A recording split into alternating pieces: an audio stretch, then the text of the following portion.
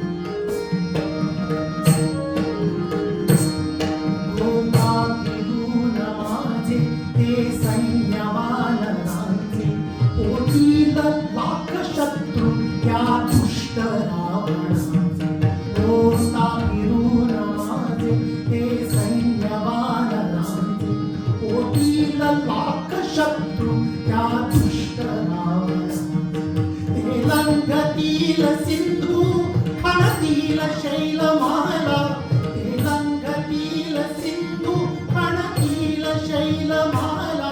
संमित्र राघवांचा सुग्रीव हात झाला, सुग्रीव हात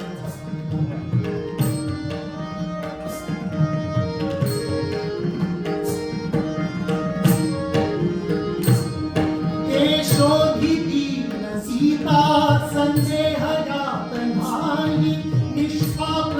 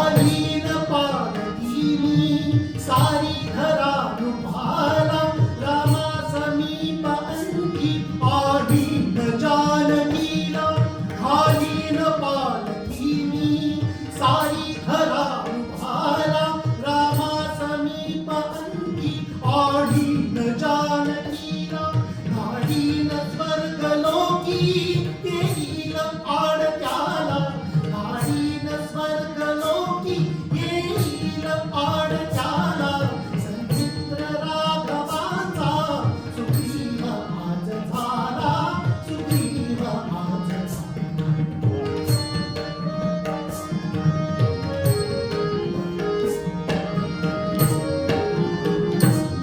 हनुमान नील ऐका मंत्री तुम्ही न माझे सुग्रीव एक मंत्री हे रामचंद्र राजे हनुमान नील ऐका मंत्री तुम्ही न माझे सुग्रीव एक मंत्री हे रामचंद्र राजे आज्ञाप्रमाण याची आता मला तुम्हाला आज्ञाप्रमाण याची आता मला तुम्हाला संचित्र राघवाचा सुग्रीव आज झाला सुग्रीव आज झाला संचित्र राघवाचा सुग्रीव आज झाला सुग्रीव आज झाला